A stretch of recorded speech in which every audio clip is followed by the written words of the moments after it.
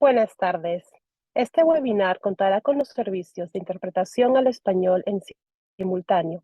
Para acceder al canal de interpretación, en unos momentos usted podrá observar en la barra de herramientas en la parte inferior de su pantalla el icono de un globo terráqueo.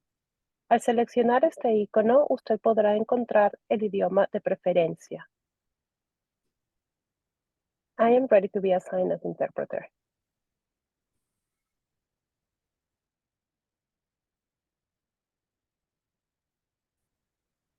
Thank you, Pamela. My name is Albert Garcia, and I'm a librarian with the Contra Costa County Library. Thank you very much for being here. Today's program is brought to you in partnership by the Contra Costa County Library, the League of Women Voters, and Contra Costa Television. In just a minute, I'm going to hand it over to our presenters, but before that, I do want to say a few words about the library's resources, materials, and resources. The Contra Costa County Library is happy to connect you with our resources, services, and materials at all 26 of our branches. Access more than 1 million physical items, including international language collections and thousands of digital materials 24/7 at ccclib.org. Visit any library to use our public computers, printers, and free Wi-Fi. You can also visit one of our branches with laptops for on-site use or check out a Wi-Fi hotspot for 3 weeks. Contra Costa County Library's adult literacy program trains and supports volunteer tutors to deliver basic literacy instruction to adults throughout the county. Visit our website and sign up for a digital library card today. Thank you again for being here, and I'm now going to hand it over to Madeline. Thank you, Albert. Good afternoon. My name is Madeline Cronenberg, and on behalf of the Contra Costa County Library, the League of Women Voters Diablo Valley, the League of Women Voters West Contra Costa County, and Contra Costa County TV. Welcome to our community conversation webinar, After Incarceration, Reimagining Reentry into the Community. Before we begin, I would like to review a few housekeeping items. This is a Zoom webinar, so the audience's microphones are muted and the videos are turned off. If you have any questions for the moderator or the panelists, please submit them using the Q&A button at the bottom of your screen. A member of our team will share your questions with the moderator during the Q&A portion of the presentation. This webinar is being recorded and it will be posted to the YouTube channels of the Contra Costa County Library and the League of Women Voters Diablo Valley. Site addresses for those YouTube channels will be displayed on the screen at the end of the program. Additionally, Contra Costa Television is broadcasting this webinar today and will rebroadcast the program. The dates and times will be posted on your screen at the end of the webinar. Contra Costa TV is available to watch on Comcast, Channel 27, AT&T Uverse, Channel 99, Astound, Channel 32, and online at ContraCostaTV.org. We will also post the contact information for our panelists and the date and subject of our next community conversation at the end of this program. The League of Women Voters is a nonpartisan grassroots organization working to protect and expand voting rights and ensure that everyone is represented in our democracy. We empower voters, defend democracy through advocacy, education, and litigation at the local, state, and national levels. The League of Women Voters of the United States believes that democratic government depends upon an informed and active participation at all levels of government. We invite you to join the League of Women Voters and support our work. You can join the League by visiting lwvc.org/join. It is now my pleasure to introduce our moderator, Ashley Raveche.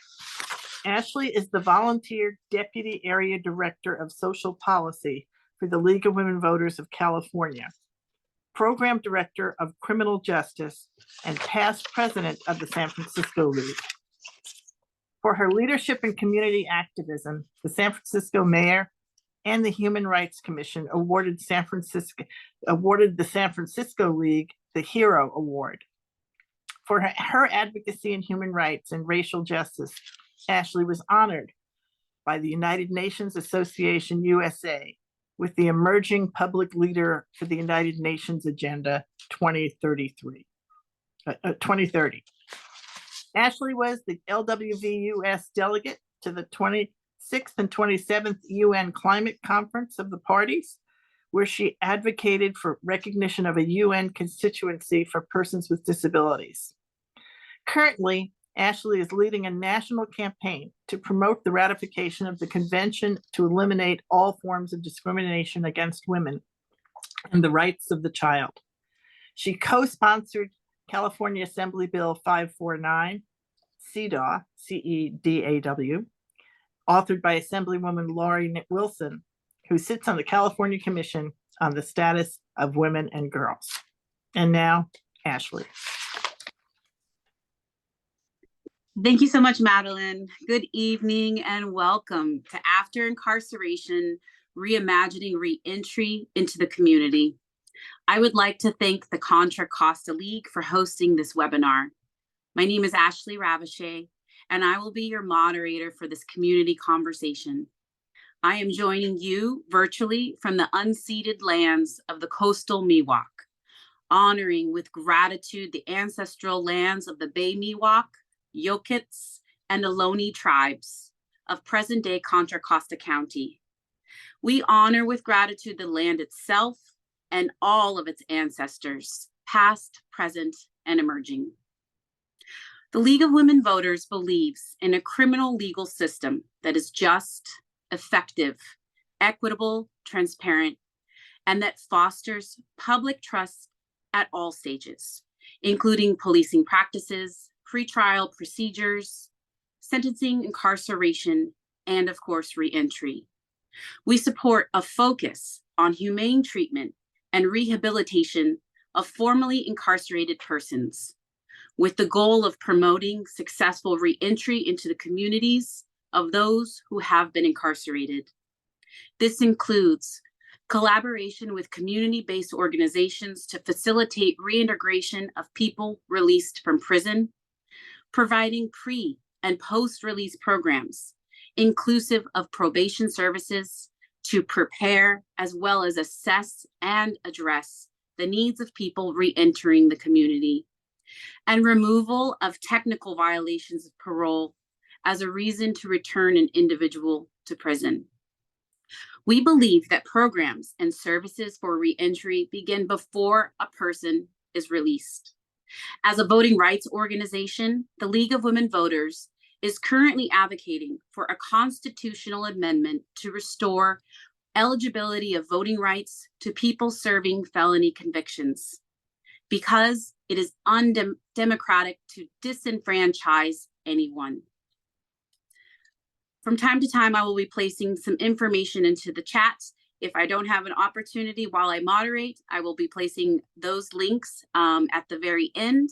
But let me first frame this conversation on reentry or community integration with some statistics about the legal system. California refused to ratify the 14th Amendment, which grants equal protection of the law after the Civil War, and the 15th Amendment, which prohibits voting restrictions based on race, until 1962.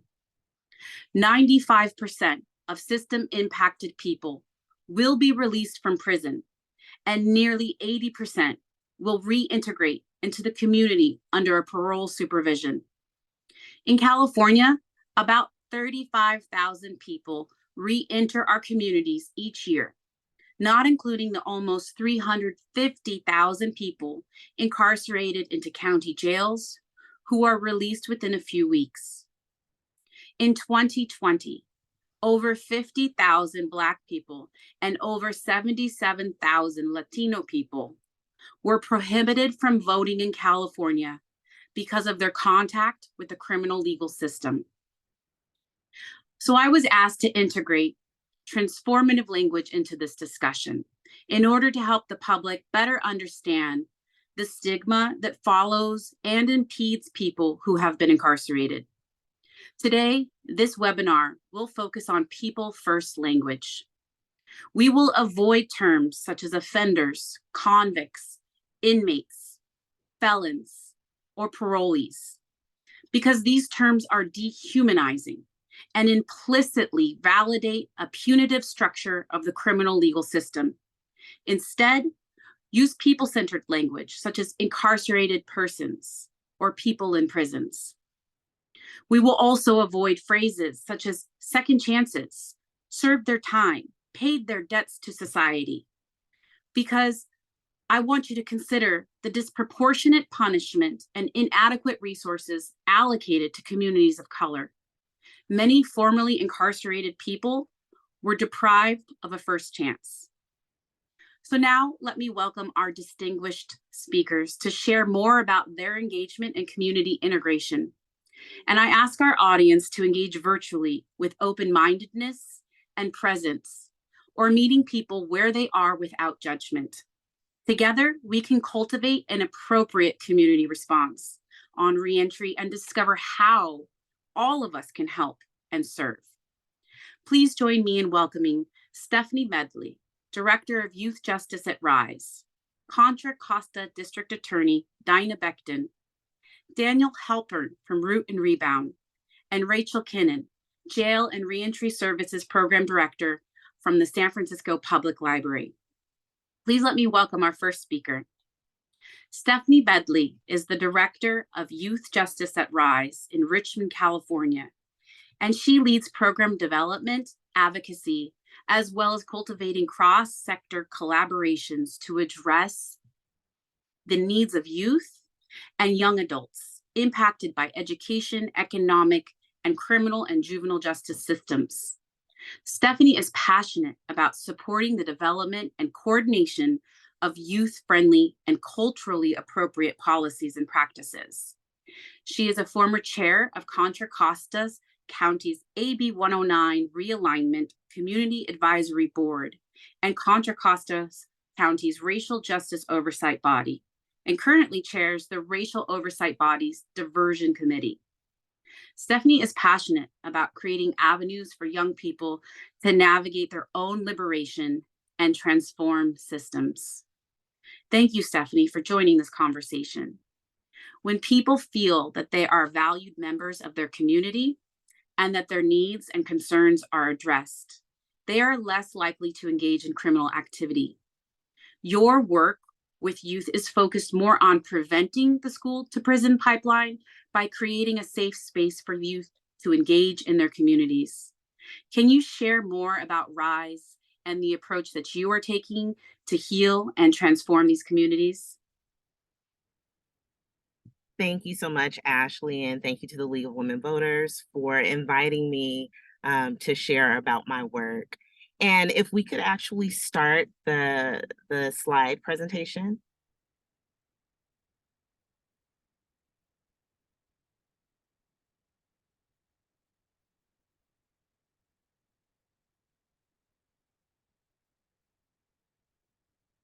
So while we're waiting for that to come up, the pain and loss from gun violence is what RYSE was born out of. And it's what also galvanized young people to organize for the safe and healing space that we now know as RYSE. RYSE is a youth center in Richmond that offers a wide variety of activities, programs, and classes for young people, including media arts, health education, career and educational supports, and youth leadership and advocacy. RYSE operates within a community behavioral health model and employs trauma-informed and healing-centered approaches in all areas of engagement, including one-on-one, group, and larger community efforts. In these areas, RYSE focuses on the conditions, impact, and strategies to name and address community distress, stigma, mental health inequities linked to historical trauma and racism, as well as complex and chronic trauma. that focus enables us to provide culturally relevant resources and supports across all of our program areas and levels of engagement. I like to invite young people to be in the space with me, and we can go to the next slide. And when I'm not able to have them in the space with me, I like to try to bring their voices, their spirit into the space in different ways. And so you'll see that throughout this presentation. And also I like to open up with a poem. Our goal is to create beloved community, and this will require a qualitative change in our souls, as well as a quantitative change in our lives. Next slide, please.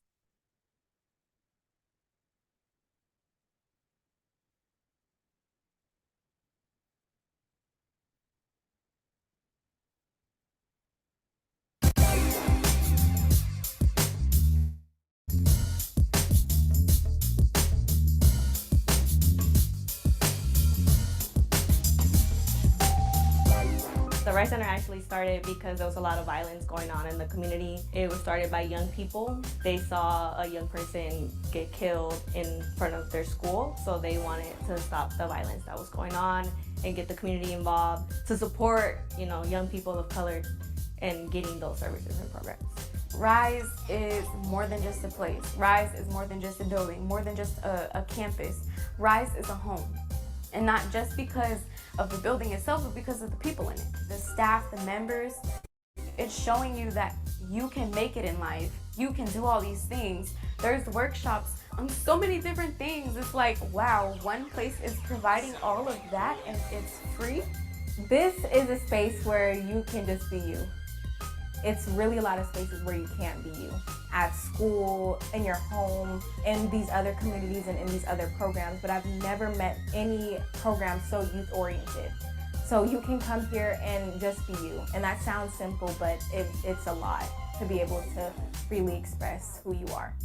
We have 4 main departments: the Media Arts and Culture, that focuses around music, art, dance, expressing yourself through artistic outlets. We have the Youth Organizing team. They work on campaign work, teaching young people how to protest and fight for their rights within school systems, within the community, and also making sure that there's money allocated for young people. We also have our Community Health Department. They focus a lot around physical health, emotional health, spiritual health.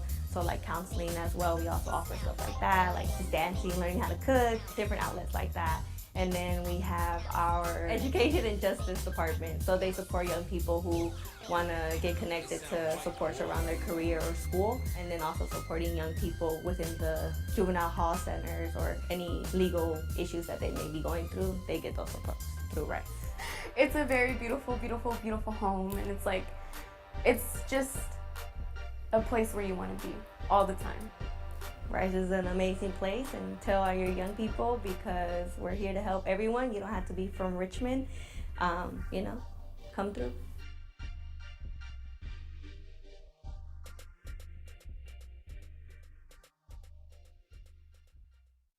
All right, so RYSE supports young people ages 13 to 21. And as you heard from the young people, they feel like it's a home, it's a community, it's a place for them to just be them.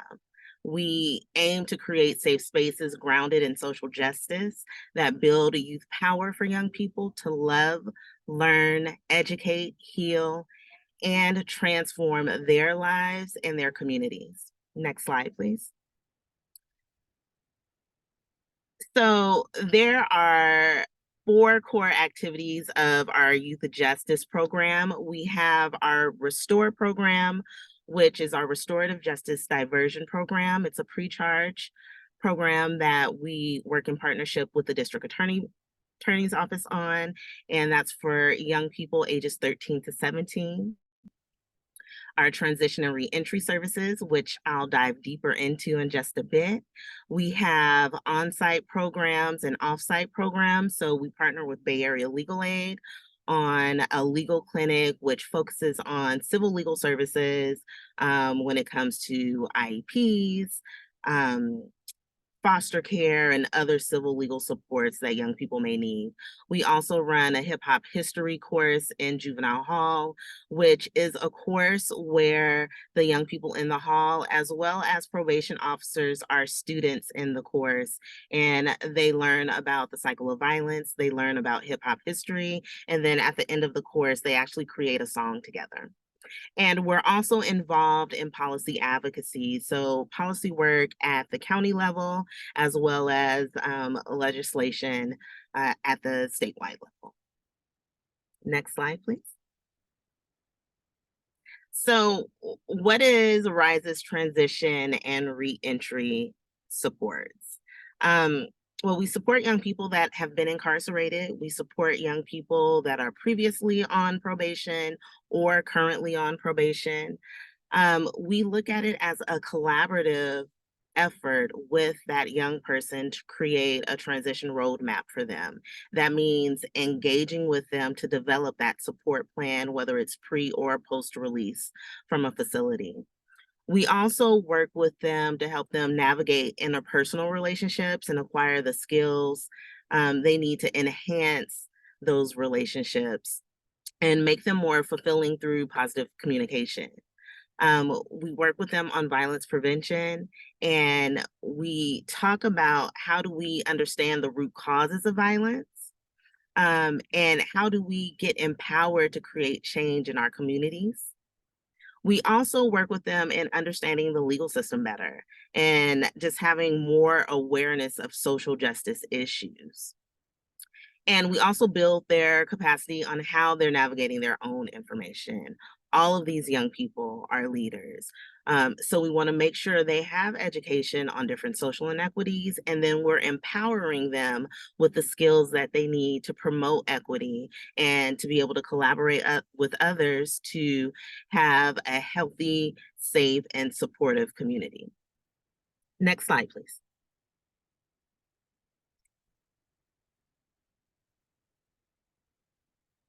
So, could you go through that whole slide? Because I think something is missing. And I'm not sure. There we go. And one more time.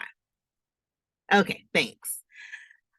So our Let's Get Free plan is our initial kind of work with the young person. And it's an assessment that we do with that young person when we start to engage with them on case management supports. The name is from a hip hop album with from a group called Dead Prez. They do conscious rap, and this particular album is around public education, inequities, prison system, economic injustices, food injustice, and many other social justice issues. And we utilize this as a way to listen to music with young people, but also start conversations with them and hopefully, you know, introduce them to a new artist that may be a little bit different from some of the hip hop that they listen to. Components of our LGF focus on that young person's strengths, school. We have questions around jobs, if they're looking for jobs, or extracurricular activities that they have. We focus on relationships.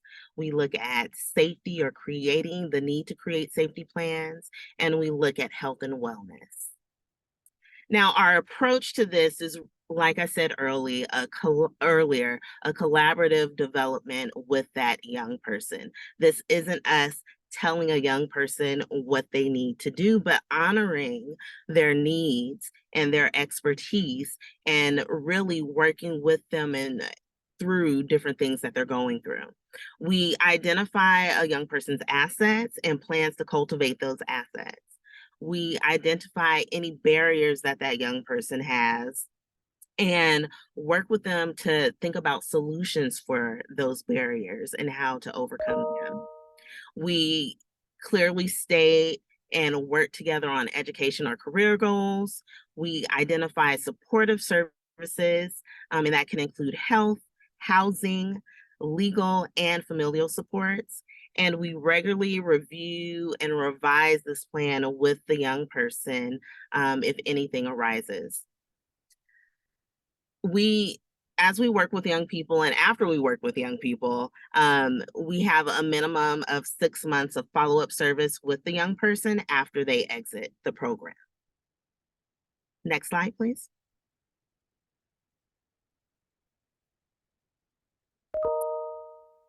So I wanted to provide a little bit of context, some more context on why we do what we do.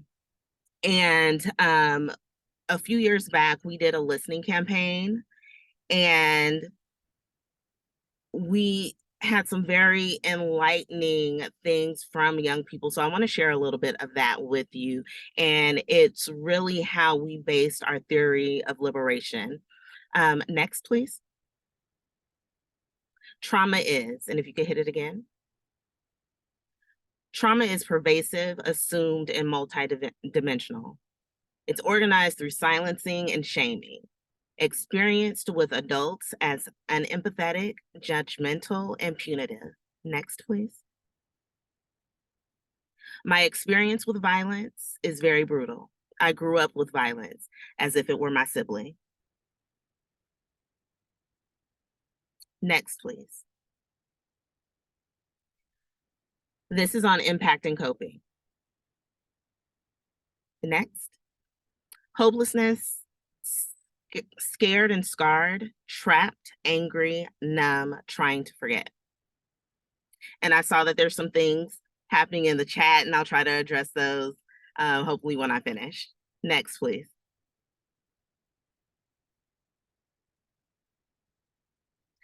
Ways young people are coping are with drugs, alcohol, facing the fear or running away, harm to self and others, seeking support was rarely mentioned. And next, please. I feel like nobody would be able to understand except marijuana. It's the best stress reliever. When I don't have it, it's like WW3.5. And our last one, young people deal with a lot of stress, responsibility, isolation, and lost loved ones. Makes young people feel cautious, guilty, alone, angry, and sad. Next. Youth want and need someone to listen and care, alternatives to what they see, opportunities to lead and learn, adults to do our work and healing together. On that note, Stephanie, thank you so much for sharing about the work that you're doing at RYSE. We're going to have to move on to our next speaker so that everybody has an opportunity to share their incredible impact. I really sounds good. Your time. Please stick around for some Q&A from our audience afterwards.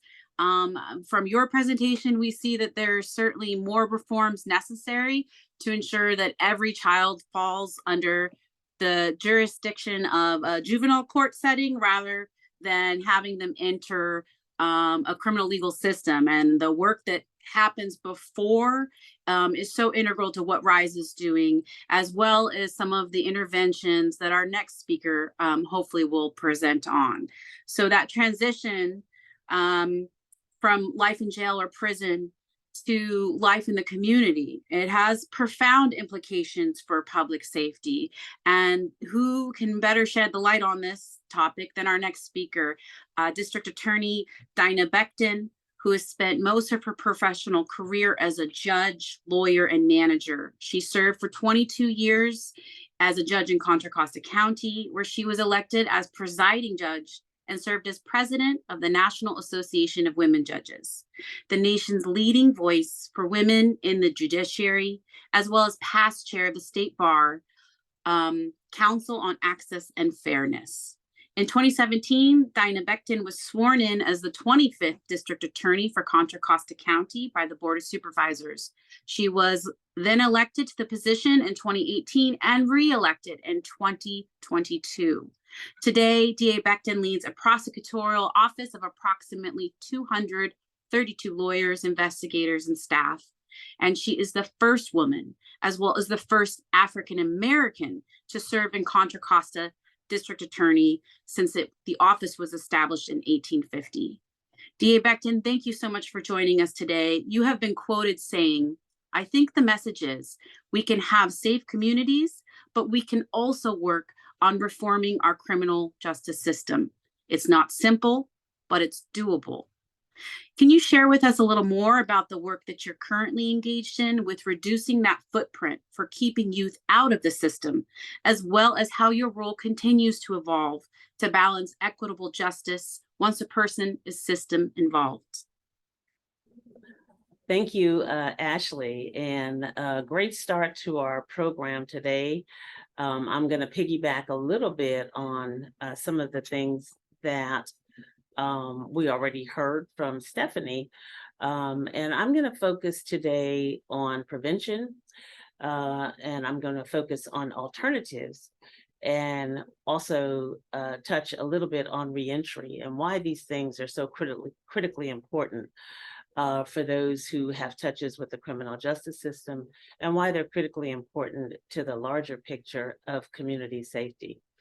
I think these services that we're going to be talking about also enhance and help us achieve our goals of public safety, but also help to reduce recidivism and promote rehabilitation and integration of those who are formerly incarcerated. So there's some key reasons, I think, as to why prevention and alternatives to incarceration are really very important.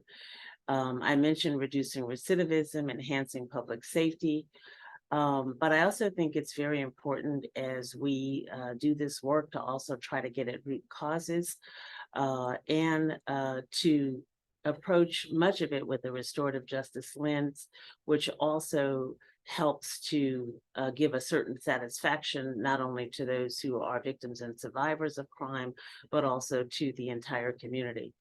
And then I think there's a component of this that we don't always recognize, and that is human dignity, because everybody deserves a chance to rebuild and to contribute positively to society. And hopefully, when we implement some of these policies, we're also going to have cost savings that we can then reinvest into our communities. So the first thing that I'd like to talk about is one that Stephanie touched on just in terms of naming it, and that is with our youth. As district attorney, I'm proud of the fact that we received $1 million grant from the state to establish for our county the first ever diversion program for youth, the restorative, it's called the Restorative Justice Youth Diversion Program, or RESTORE. And this is where we partnered with the RYSE Youth Center because it is an organization that creates safe spaces that are grounded in social justice for young people, helping them to learn and to educate and heal and transform lives and communities. This restorative justice practices that we use here bring together the young person along with the person who might have been involved in committing the crime, as well as the persons who were harmed in our community, and also community members to collaboratively address the needs of everyone involved. And the goal here is to get our young people not only assessed for services they might need, but also to help our youth recognize the harm that they may have caused. We've found that through this program, the victims have a better sense of justice and they feel respected and empowered in having their voices heard and their needs met. We've also worked on the goals of achieving a reduction in recidivism. We are also hoping that this will also help us to reduce some of the racial disparities that exist in our system and ultimately reduce incarceration.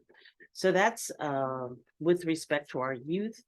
We're still working, I would say, with a number of partners in our justice system, but also with people from our community, those who are formerly incarcerated, just the whole gamut, educators, those involved in mental health, anyone that wants to join the table and be a part of using our radical imaginations as we reimagine youth justice in Contra Costa County. I convened this group of people to do a lot of thinking about what kind of a system we need to design in Contra Costa County that meets the needs of youth and their families, that meets the needs of those who are survivors, and also ultimately leads to greater public safety. We are going to have 4 main goals that we're going to be working on. That's reducing the pipeline into the system, reform and achieving better outcomes for our youth, replacing some of our larger institutions with smaller programs that are more focused on treatment, and also reinvesting, because hopefully there would be significant cost savings that we would then be able to reinvest in our communities and expand the array of services that are available. On our adult side, we have several programs that we've also worked with that we hope will also reduce our footprint, but also work in some ways on the other end of things, especially around giving people second chances.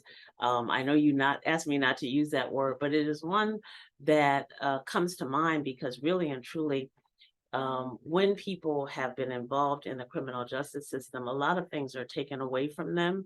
And I'm hoping that through the additional work that we're doing, that we can help people to feel empowered, to feel emboldened, to feel that their human dignity is at the forefront of being able to return home. One of the things that we did, though, that I want to talk about that I'm particularly proud of is really the partnership that we had with Code for America around getting rid of the old convictions that were on the books once marijuana possession was no longer illegal through Prop 64. And we were the second county in California to be able to partner with Code for America so that there was an automatic record clearance. And the reason the record clearance is so important is because when people have the old convictions on their record, it keeps them from getting housing, to getting jobs, and getting student loans and all kinds of things that might help them to be a part of our society. I've even had people tell me that they couldn't even go on field trips with their kids' school. And so there are thousands of consequences to having those old convictions on their records. We were able to dismiss over 3,200 cases using this automatic record clearing system, helping over 2,300 people, and at least 53% of them were people of color. So that's one thing that we were able to do. We also have established in Contra Costa County we're part of the California Resentencing Project. This gives us an opportunity not only to receive the funding, but also to put the staff in place so that we can revisit past sentences where people have spent a minimum of 10 years in prison, but giving us a chance to look back and see if the sentences that were imposed are still in the interest of justice, and recommend a different outcome to a judge in our county. We also, one other thing I'd like to mention is our Conviction Integrity Unit, which also helps us to go back and remedy convictions that might have significant integrity issues. So those are the things that I wanted to highlight today. I'd be happy to answer any questions and to highlight any other programs that people may have questions about. Thank you. Thank you so much, DA Becton. It's been a pleasure just to hear the laundry list of reforms that you've been spearheading in your office, has been engaged in. It truly is incredible work, and we thank you for your time. I want to move on to our next speaker and to just present a little bit more about what Daniel will be discussing. So California is unique, and its approach to transitional rehabilitation and the programs that we offer are novel.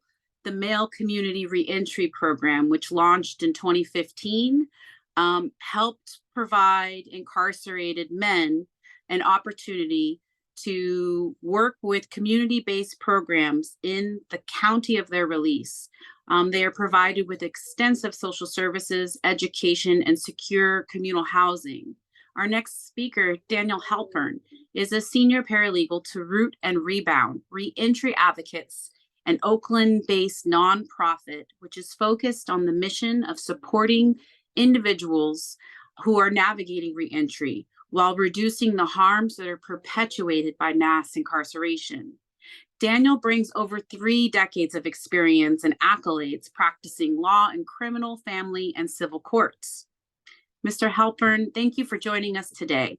Organizations like Root and Rebound, who represent system-impacted individuals, can offer culturally competent resources and serve as trusted messengers. Can you help frame for the audience this issue that the issues that face formerly incarcerated people, and speak about the work Root and Rebound does to assist in reentry? Yes, I can. And in fact, I'm going to do that in a very, very personal way. Hello, good afternoon and good evening. My name is Daniel Halpern. I am the senior paralegal to the Root and Rebound organization. And if you would have told me 10 years ago that I would be here today speaking on the topic of reentry, I would have raised my eyebrows at you and told you I had absolutely no idea what you were talking about. At that time, I had been working in the legal field for 20 years, 15 of which were successful as an attorney by virtually any metric. The topic of reentry had never even really crossed my mind. I did know, however, that all that glitters is not gold, and that there had been some problematic activities occurring within my office and related to my office. And with that as a backdrop, I found myself on a bright and crisp fall morning, sitting on the curb in front of my residence. I was smoking a cigarette and mentally planning out my day. As I sat lost in thought, a police cruiser quietly came up the street. Without my really thinking much about it, it stopped in front of me, and the officer inside rolled down his passenger side window and asked whether I was Daniel Halpern. Almost instinctively, I replied, "Yes, and I've been expecting you." With that little of fanfare, I began what ultimately became 26 months of incarceration. I did my time within 4 different facilities where I quite purposefully stayed pretty much to myself. I read, I relaxed, I exercised, and I prepared myself mentally for my release. In many ways, it was actually a vacation compared to my regular life. I did everything I could think of to be a model inmate and to ensure that upon my release, all would go well. When the time for my release actually came, I was in the best health of my entire life and was primed and ready to hit the ground running. But I quickly found that I had naively planned for circumstances that didn't exist, and that the world had far different plans for me. It is worth noting too at this point that all things considered, I was released as an outlier. I had significantly more education, life experience, family support, you name it, than virtually all else who are released. And by the way, as was mentioned before, 95% of incarcerated people do come home at some point, and currently over 600,000 people are released from prison in the US each and every year. When I was released, I found rather quickly that virtually everything I put together in life prior to my incarceration no longer existed. My marriage of over 20 years had been rocky at the time I began and during my incarceration. Within about 3 months of my release, it all but completely fell apart. My relationship with my teenage children, who were always a ray of hope to me, was torn and tattered. They had certainly suffered while I was gone, and it was going to take a significant time for that to heal. My ability to earn an income for my family, or even just for myself, had vanished into thin air. Contrary to my belief that virtually anyone would want to hire someone with a proven history of hard work and success, I found myself nearly and completely unable to land any type of employment at all. I learned that while attorneys in general can have a bad reputation and be the brunt of many jokes, an attorney who becomes a felon is likely to be liked essentially by no one, and there are not employers out there who will hire us. Overqualified for any sort of legal work or office work, no provable experience, and too high of a risk of being bored on the job for any sort of blue collar work, I was told directly time and time again that people were afraid to hire me, both due to the fact that I was an attorney and due to the fact that I was a felon. To me, it was excuses, but it took a toll very, very fast on my mental and emotional well-being. I started having problems being able to maintain my housing. I had been a recreational substance user prior to my incarceration, and I went back to such deeper and deeper until eventually I was unquestionably an addict. And then just as I was about to bottom out, I don't even know what to. I had one final bright idea. The one place I might be able to turn in order to make money and simultaneously feed my addiction was in fact available to me. I could go work for high-level illegal drug distributors. And so I did. That actually did sustain me for a good 2 years, not luxuriously by any means, but basic food, shelter, transportation costs. Never mind that I was living a life of constant danger to myself and others, and a life that was thinking that if I were thinking clearly, I should have known was not by any way sustainable. But I was doing what I believed I had been forced into doing simply to survive. Eventually, I had another encounter with law enforcement, and that happened again on a bright, crisp fall morning. This time it was a DEA. This time I was facing 10 years in federal prison. But this time I was also incredibly fortunate to be surrendering into the hands of a system that has a much higher degree of empathy, understanding, and ability to analyze the perpetrators of crime and their total ecosystem in which they operate. This time, I was also surrendering into the hands of a system that has a much higher degree of ability to address the needs of the perpetrators of crime in such a manner as to help in assisting and overcoming issues that lure them toward committing crimes in the first place. Excuse me. When I was incarcerated many years back, I was provided next to nothing in terms of rehabilitation or assistance, either during my incarceration or at the time of my release. The only thing I had going for me, or thought I had going for me, was my past relatively decent upbringing and a prior history of success and achievement. And though I put in 26 months of purposely doing what I thought would help with preparing for my release, it wasn't enough. Here I found myself again at the start of a potentially long period of incarceration. I had to ask myself, why me? I had to immediately start formulating yet another plan to keep this from happening a third time once the second that I was now about to begin eventually got over. I had to commit to spending my downtime doing something different. And this time, things were in fact destined to turn out different. 30 days after my arrest by the DEA, with a conspiracy case over my head, and while under the close scrutiny of our federal government, and starting with not a penny to my name or a place to live, I was released from jail in order to start what became another 2 years of working on myself with the assistance of the government. During the 2 years I'm speaking of, our government paid a very hefty bill for me to go to one of the best drug and alcohol rehabilitation programs, perhaps in the country. After that, my rehabilitation continued with more outpatient recovery and some training through the California Department of Rehabilitation. Much of this later training was in many ways beneath my prior knowledge, but it provided structure, which was similar to being employed, and more importantly, it provided hope and opportunities. 2 years after my arrest by the DEA, and now 7 years after my release from incarceration, I finally fell into legal and life-sustaining employment that would allow me to live on my own reasonably and comfortably in all respects, including, most importantly, financial and emotional. And not only legal and life-sustaining employment, but in many ways, I like to say at that time, I found a new home. That was August of 2021, and that was when I started working at Root and Rebound. The moment I started working at Root and Rebound was the moment I knew that this time around, my carceral journey would be a success. I had been told from the time I started in rehab that I should trust the system and good things would start to happen more and more. I did trust, and becoming employed at Root and Rebound was perhaps the largest, but not at all the end of good things happening. As I have worked for Root and Rebound, good things have continued to come and even to escalate. Root and Rebound is a nonprofit headquartered in Oakland and having additional offices in the Central Valley, Southern California, and South Carolina. We have as our mission supporting people navigating reentry and reducing the harms perpetuated by mass incarceration. I didn't see it at the time I was hired as clearly as I do today, but those harms perpetuated by mass incarceration and what their effects look like are pretty much exactly what I have been describing to you as my life between being released from my first incarceration and the time I started my job here. Problems with family and relationships, problems with obtaining and sustaining employment, problems obtaining and sustaining housing, problems with hope, just problems, and more problems. And remember, I am an extreme outlier.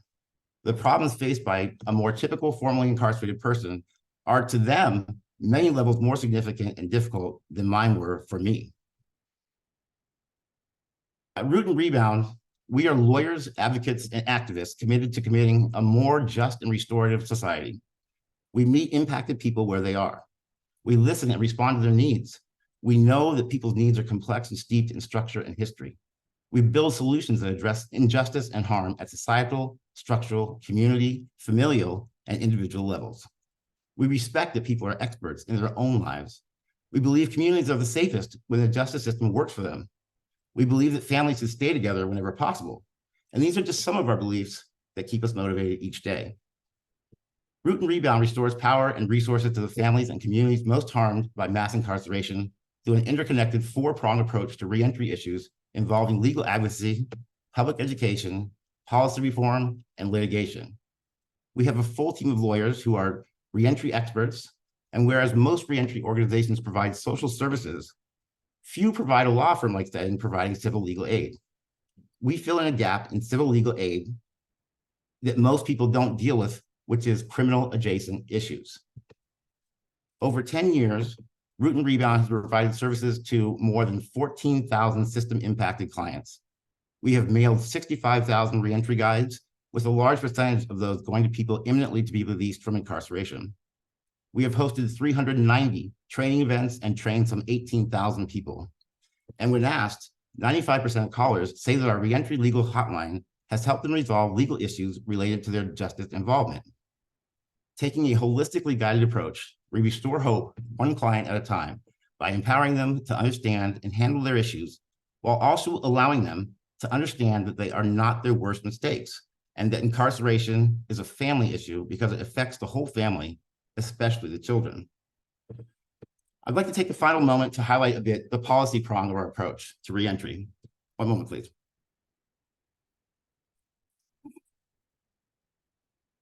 With clients who face thousands of barriers and collateral consequences resulting from having a conviction history, it can be difficult to narrow the focus to any single issue or to elevate any specific barrier to a successful reentry. All impacts from barriers that people face post-incarceration compound on one another and even reinforce one another. For example, barriers to employment can lead to financial hardship, which in turn can lead to difficulty affording housing. And lack of housing in turn can reinforce other impacts of conviction history, like parental rights and custody, education access, food security, or access to other supportive services. Nonetheless, we've tried to focus our efforts on components of reentry systems that we see most regularly as concerns for our clients, the people who are directly impacted by the barriers they face upon release from prison or jail. For 2023, our elevated policy priorities are increasing protections and access to meaningful employment, eliminating discrimination in housing, and reforming parole and probation to ensure opportunity post-incarceration. Some of our past wins that we've worked on included Senate Bill 990, which provides that starting January 1st, 2024, people on parole can transfer the county where their education, employment, or family opportunity is, instead of being forced to live in the county of their last legal residence. Senate Bill 1055, which provides that starting January 1st, 2025, the DMV will stop suspending the driver's licenses of low-income people solely for non-payment of child support. Senate Bill 1106, which ensures that outstanding restitution does not prevent a person from earning the opportunity for record expungement relief. And Assembly Bill 1148, which now gives formerly incarcerated people 10 months after the release from incarceration to resume the payment of child support in place of the former time period that had been only 1 month. I hope that through me and the limited time I've had here, that I've been able to at least strengthen and give you a little more understanding and stretch your thoughts further as to what reentry looks like, the difficulties that the formerly incarcerated face, and the myriad consequences of not taking an active role in acknowledging and assisting the formerly incarcerated. I say this because, as I've explained, I have been one of the most fortunate formerly incarcerated people to come along, and every day I'm reminded that strength, that through the home I have in Root and Rebound and the clients we serve, I'm reminded of that. Clients who are our sons and daughters, our sisters and brothers, our moms and dads, our grandmothers and grandfathers, and also our more distant relatives and our friends. All the formerly incarcerated need in order to stay on a correct path is a moment of being given a hand up, a good word to instill some hope, and a map to guide them in the right direction. We can provide those things easily, and it absolutely has to start with each and every one of you. Thank you for your time and consideration, and I wish each of you abundant peace, wisdom, and blessings.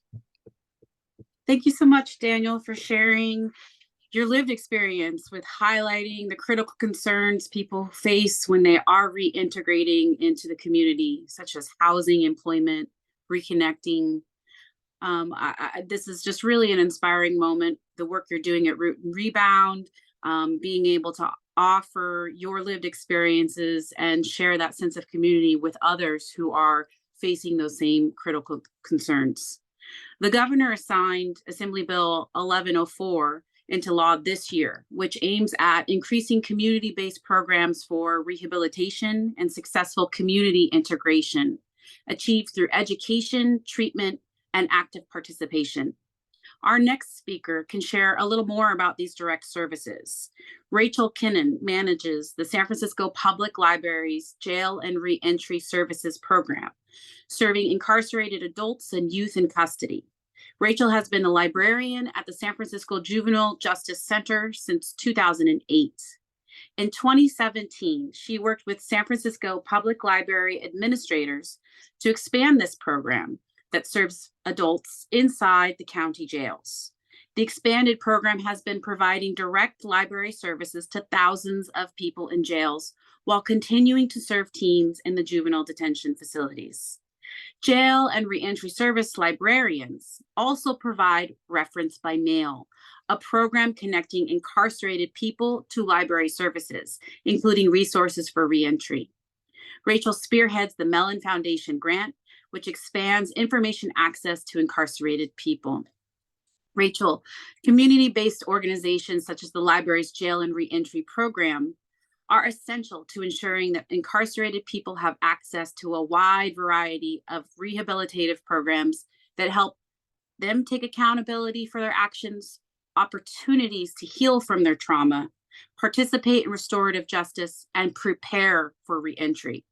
Also, system-impacted voters are severely underrepresented in our democracy, and more work must be done to close this registration and participation gap. Can you tell us more about your engagement and what impact you have seen when system-impacted people are connected to these services? Yes, absolutely. Thank you, Ashley, and thank you everybody who has spoken before me.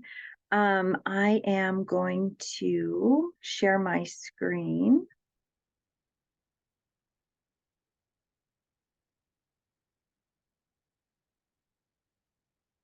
Okay, can you see my slides? I think you can. So some people might think, why is a library a central role in working with people who are incarcerated or formerly incarcerated? And in fact, what we're really working to address is the lack of information that is available to people who are incarcerated. People who are in jails and prisons typically have absolutely no access to the internet, for example. That is one limit to their access to information.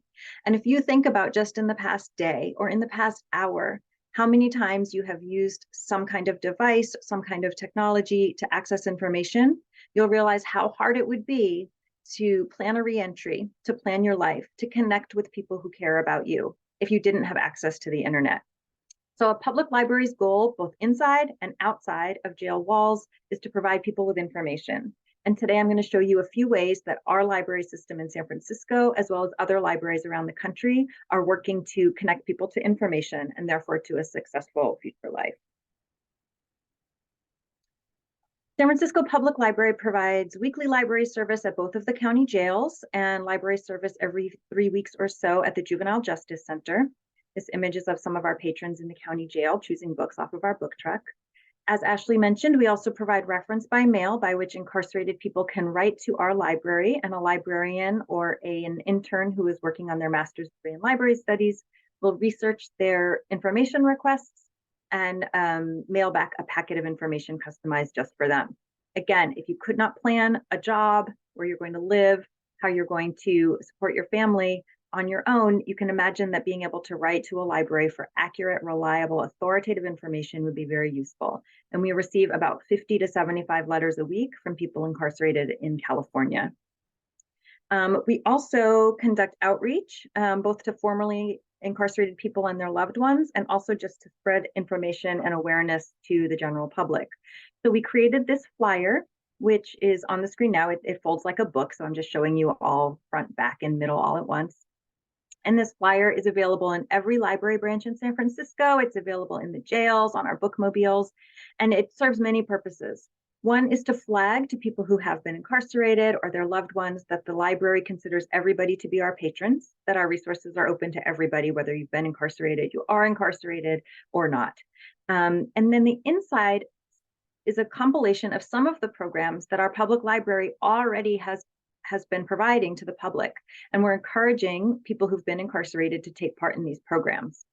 These happen to be some programs that we've learned from talking to people in the jails are useful when coming out of incarceration. So it's things like how to look for a job online, how to use your phone. If you were incarcerated before the time of cell phones, you come out and how are you going to check your email, create an email address, and access job applications and whatnot. So people really need support and instruction on these things. And the library is there to help with that divide with getting your life back on track. The library also provides digital literacy skills, which are incredibly important. Again, if you spent 10, 20, 30 years without access to technology, it's extremely hard to catch up. So the library offers free programs, and almost every public library system around the country offers these same types of programs. These are not unique to San Francisco. So any public library system could create a flyer inviting people who've been incarcerated to check out their programs and take advantage of them in whatever ways are useful. We also do outreach to engage with people who've been incarcerated, like at this resource fair inside County Jail number 3 in San Bruno. This is myself and 2 other librarians talking with the San Francisco Sheriff Miyamoto. This was when incarcerated men were able to come and learn about different resources and providers out in the community. And then the other picture, which if I had more time, I would tell you more about, but it was just a really cool program on Alcatraz Island run by National Park Service, where they put these signs up in what was the Alcatraz library. They have some quotes on those cards from famous people who had been incarcerated at Alcatraz, talking about the value of books and information in prison. And then others of those cards are showing quotes from my patrons inside the county jails, again, sharing what was useful about books and information inside. So it's just kind of showing how ubiquitous it is that people need information and access to books during their incarceration. This was a children's visiting room that was created inside County Jail number 2 in downtown San Francisco. And this is a place that children can come visit their parents, have quality time in a comfortable, cozy space, and where parents can be parents. A lot of jails have children's visiting spaces in very cold, not child-focused spaces. And so we're really happy to help the Sheriff's Office, the Financial Justice Project in San Francisco, and the Jail Justice Coalition create this cozy space for children. This is a quick look back at some programs that happened before the pandemic when we were really at our height of programming. And we will get back to this point. We just haven't quite achieved it since the pandemic and things opened back up. But it's just a list of over a few months, the types of programs that the Public Library in San Francisco put on or co-sponsored with other organizations that really bring awareness and bring support to people who've been impacted or experienced incarceration. Again, in the interest of time, I'm not going to delve into any of these, but if you have questions about them, I hope you'll ask me during the Q&A. This screen is a number of programs that can be put on by public libraries around the country. And you can learn more about these by looking at a series of trainings on our YouTube page that we've put on with the assistance of our Mellon Foundation grant, which Ashley had mentioned. And we have trainings online on public library services to incarcerated people, prison libraries, and then this one is on ways that public libraries can support people who are in reentry. So there's an hour-long video training video on our webpage, and the link is right there that people can watch to see how different libraries are supporting incarcerated people. Here is just a list of things that I would recommend people do if you're interested in supporting the information needs of people who are incarcerated currently. These are some organizations that you could get in touch with. They are all phenomenal. They're all completely volunteer driven and funded. They all need donations. Several of them need books. And they're just incredible organizations that where you can really make a difference in impacting people who are currently incarcerated, who are in dire need of information, whether their life will be, whether they're spending a lot of their life in prison or whether they'll be reentering into our community. So I hope that you'll check out some of these groups. Thank you so much. And I will turn it back to Ashley.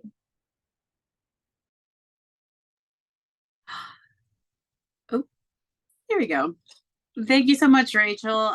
It's a pleasure to have a whirlwind of all the information that you are providing as a public service, both to impacted youth, system impacted youth, and individuals who are in the jail setting. This has been a really robust conversation about everything that we need to be engaging in for community reintegration or reentry of an individual.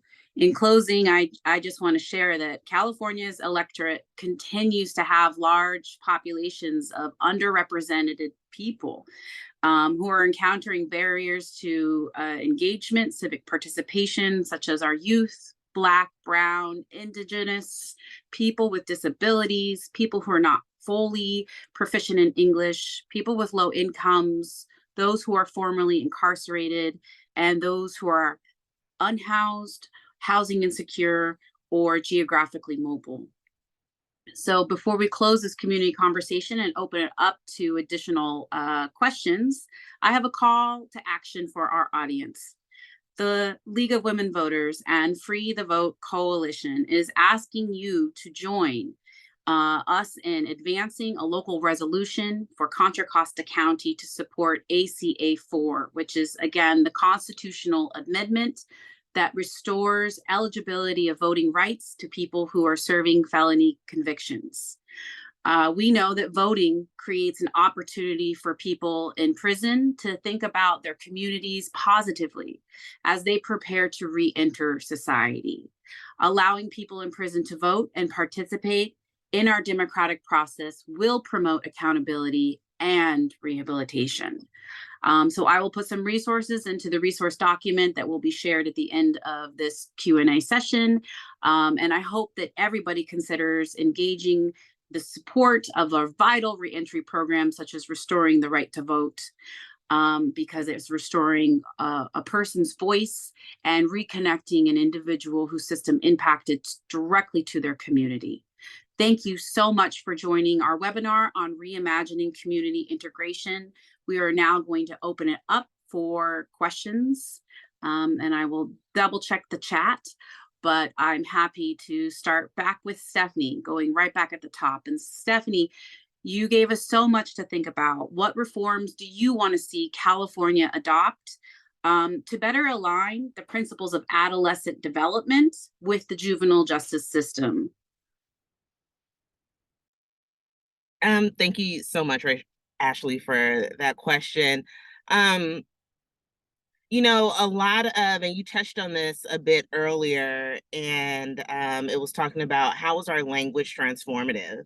And I think it's very important for us when we're talking about people that have been impacted by the system, and not using dehumanizing language when we're talking about them and talking with them.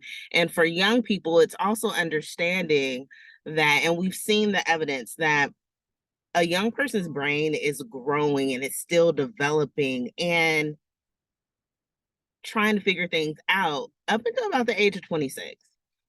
And so I think it's important, especially when we're thinking about young people in those transition age youth, how do we actually provide supports to help them through getting into adulthood and adulting, because it's hard. And a lot of times that support system isn't there for them. So I think it's very important as we start thinking about legislation, thinking about local policies and practices, that we keep that in mind and continue to be open and open to education about how things can shift and change, because that's how we can really make change. It's also important to have people that are most impacted by these systems in those conversations. It can't just be electeds or county heads or even nonprofits just having the conversation. It has to be young people having the conversation. It has to be adults that have been impacted by the system having the conversation. It has to be families having the conversation.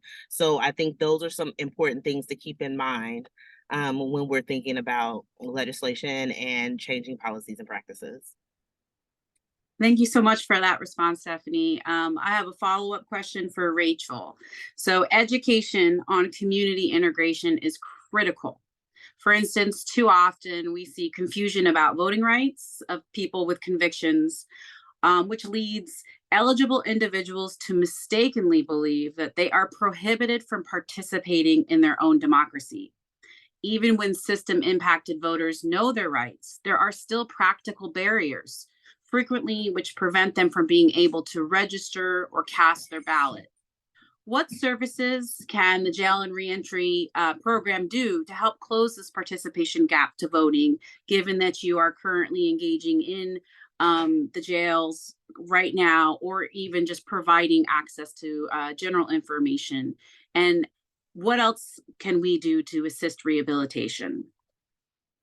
Yeah, great questions. So in San Francisco, when we started our library program inside the jails, we kind of just assumed, well, what we should do is some voter information, and we should make sure people who are inside, who are eligible to vote, are registered and that they have the information they need. And as soon as we started talking about that with the sheriff's department, they said, actually, we have a department that does that. We have prisoner legal services. I don't know that all counties have that kind of resource, but we're lucky in San Francisco to have the prisoner legal services organization come in and make sure people have the voting information they need to make decisions and that they're able to vote. So I think that it's worth checking with local jails, your local jail, to see if they have a department like that. And if not, the public library could certainly take on the challenge of doing some education inside. That could be making signs and flyers and getting them handed out by custodial staff. It could mean being able to go in and do some presentations in some of the pods that are able to have civilians come in and do educational awareness inside the jail.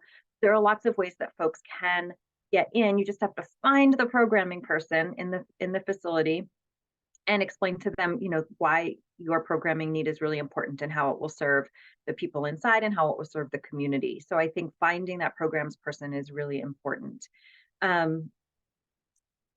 We do know that, and also at juvenile hall, I do register youth to vote when they turn 18 or just before they turn 18, so they can vote, and we do have educational materials inside the juvenile hall. So I think that whether it's a library or another organization, if you see a need and you identify a need inside the facility, it's worth asking a lot of questions, being persistent, realizing that there's a chain of command through which things have to work inside these facilities, and then really pushing to get the information or the services inside. Especially after the pandemic, services have been slow to come back. So this is a really good time to reach out to jails or the departments that run jails and propose new programs, because it's really been slow and things are just starting to come back inside in the last 6 months or so, I would say. Thank you so much, Rachel. I have a follow-up from the audience for DA Becton. So the question is, how can we get automatic record clearance throughout California, not just Contra Costa County? And I will add on to that, what impact does that have on recidivism? Thank you. First of all, what we did in working with Code for America in Contra Costa County was really a pilot that sort of tested out the algorithm and the system. But now that type of record clearing has been codified into law so that it is required throughout California. And what was the second part of the question? I'm sorry. Forgive me. It was, what impact does that have on recidivism? Well, I think it has a significant impact on the potential for recidivism. As I mentioned earlier, when a person has these old convictions on their records, it really keeps them from fully participating in society. Many people have difficulty because of the convictions to get into jobs, to get into certain housing, to be able to go to the school, to get student loans, etc. And all of those things can impact a person's ability to successfully gain employment, to gain housing in our communities. And so removing those barriers just helps a person to be able to live with dignity and makes them less likely to commit new crimes in the future. Thank you for that perspective, DA Becton. I couldn't agree with you more. This is a follow-up for Daniel. Daniel, clearly we are the League of Women Voters, and the focus I have is on expanding voter engagement and education and access to the vote. How do we share information with people who are re-entering about how to vote and why voting is important when there are so many more critical concerns they are facing, such as housing, employment, and reconnecting with community? Well, I think that, quite frankly, it's the vast number of different problems that people are facing that makes it very difficult to get information to people. One of the ways that we have taken in order to address that issue is we have guidelines or guidebooks and roadmaps. We call it the roadmap to reentry. We will send those directly to people who are incarcerated, and they can just mail a letter to us saying they want one. We'll send it to them for free. And they're nice thick books that cover a vast number of topics that are facing people who are going through reentry. And we especially send those to people who are like 60 days or so to the gate, because those are the people who need the information the most. And so we've sent out thousands upon thousands of these handbooks. We'll also send them to people's families. And I think that's one way that I know of that they can get a lot of information about a lot of different topics. I also wanted to add real quickly that we also provide record cleaning services, and we do that statewide. There is a great program for doing automatic record cleaning, but there's a whole lot more people who don't get it done automatically. And for those people, we would be happy to hear from you, and we will help you to get your record cleaned as far as it can be. I hope that answers your questions. Thank you so much, Daniel. It does. So I have another question from the audience, and this is open to any of our panelists who'd like to address it. It's specific to the jail. So does Contra Costa County have help inside the jail to register voters and provide civics information? Although I'd probably direct it to you, Rachel.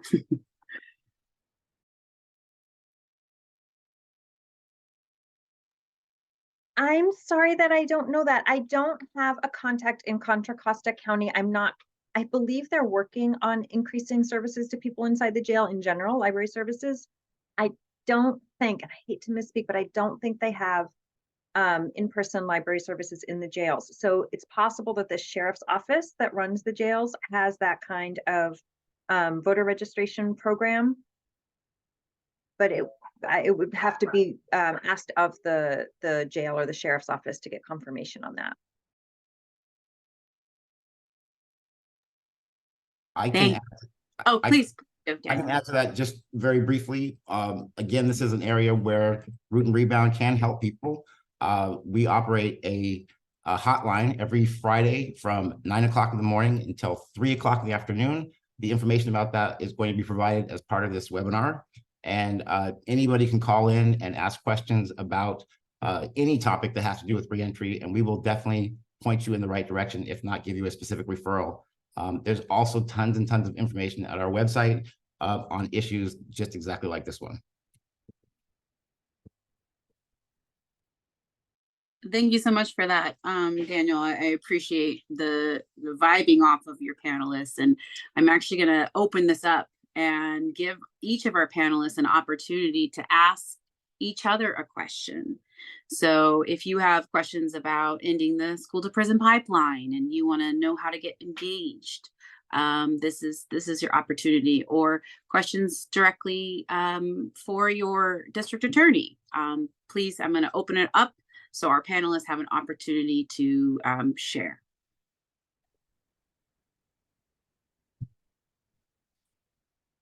And if there are no questions, then I will invite each of you to engage in some closing comments. But I do see you, Daniel, coming off screen. So please, it is yours. I can't address exactly what you were indicating, but I do want to take a moment just to thank everybody who's here. This has been really enjoyable, really informative, and I feel very, very blessed and proud to be here. So thank you all very much. And that's all I wanted to say.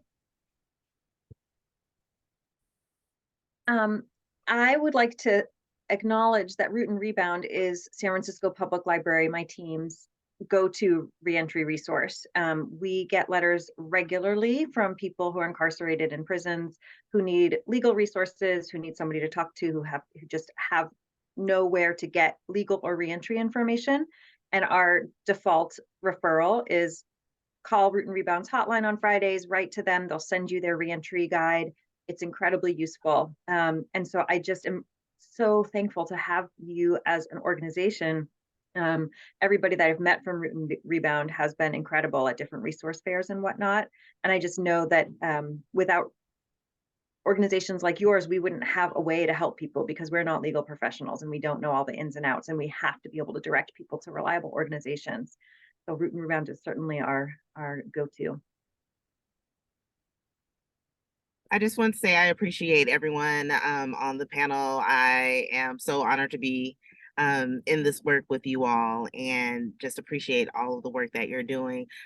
Real quickly on school to prison pipeline, I think one of the things that's exciting about some of the work that we're doing on the racial justice oversight body, and DA Becton and I, along with probation, the public defender's office, and West Contra Costa School District, we started some work around this a few years ago, and it kind of got paused when the pandemic hit.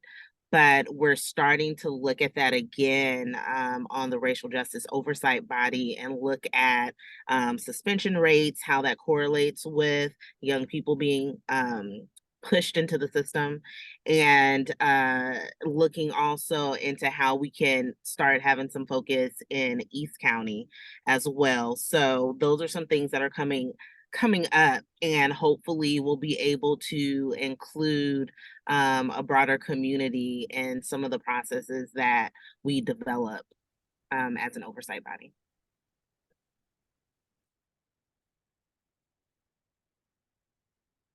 Thank you so much, Stephanie. And it looks like there was an additional question from the audience around adult literacy being a barrier. And so I'm going to offer that up to Rachel to speak a little bit more about those literacy challenges and how the library services is addressing those issues.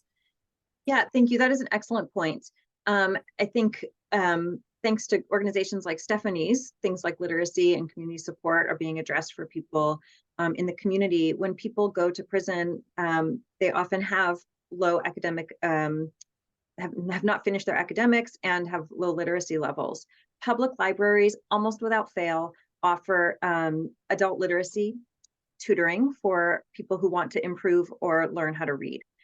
These are incredible programs, again, volunteer driven. People are matched up with one-on-one tutors to work at a place and time that's convenient.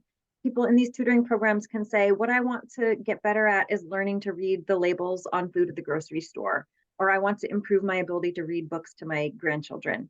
And that's what the tutor will work on with them. So in San Francisco, it's called Project Read, but the majority of urban libraries and all public libraries will have a program like this. And it'd be a wonderful way to get involved to support people with lower literacy levels, which can unfortunately be linked to incarceration rates. So it's an excellent way that folks can get involved and really take action to make a difference. Mm-hmm. Thank you, Rachel. And I am going to provide DA Becton with the final opportunity for closing remarks. Please chime in. The floor is yours. Close. Thank you. Thank you. I just first like to thank the League of Women Voters for bringing this program and all of this useful information to our county. I think I would close by saying that, you know, the work that we are all doing is really work that it's going to take a long time, right? I want to just emphasize that we are going to continue to take it step by step by step, because this is not just a moment in time. This is really a movement that will take time, but we're all committed to doing this work.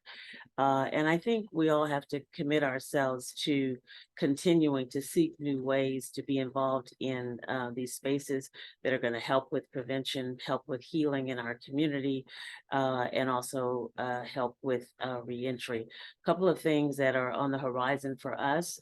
We've been seeking funding for unserved victims violent crimes, because for people who've not had really an opportunity to bring closure or to get help or services that they need to heal from that trauma, that can continue to perpetuate violence within our community. So that's another area that we're working on, as well as expanding our youth diversion program for our TAY age youth, those who are 18 to 25. And I'll just remind everyone as we close that we're all committed to doing this work, and that it's not just a moment in time, it truly is a movement, and we're going to stay in the fight. Thank you. Thank you so much, TA Becton, and my humblest gratitude for every single one of our panelists joining us today for this very important conversation on reimagining community reentry. And this is the community that we are speaking about, speaking to, and I want to thank the audience for participating. Without further ado, I will turn it over to Madeline to close out the program with some additional details on how you can get involved and get engaged. Thank you. Thank you. And on behalf of the League of Women Voters, Diablo Valley, the League of Women Voters, West Contra Costa County, Contra Costa County Library, and CCTV, I truly want to thank Ashley Raveche for being today's moderator and for her very valuable contribution to developing this important program. Through her commitment to education and advocacy with the League of Women Voters California Criminal Justice Group, she continues to fight for reforms in the criminal justice system. We all thank you, Ashley. Next, a big thank you to our wonderful Spanish interpreter, Pamela Perales, for providing the Spanish translation for this webinar. I also want to extend a genuine thank you to each of our panelists for being here today and for providing such an informative and timely conversation about the challenges that formerly incarcerated adults and youth face. The advocacy work you are doing and the services you are providing are invaluable to all of those navigating reentering society. Next, Contra Costa County District Attorney Dinah Becton, Stephanie Thibodeaux Medley, Director of Youth Justice at RYSE, Daniel Halpern, Senior Paralegal at Rebound, Rachel Kinnon, Manager, Jail and Reentry Services, San Francisco Public Library. And I also want to thank our audience for attending today and for all your important questions. This community conversation will be rebroadcast on CCTV on the following days and times. So take a look at them.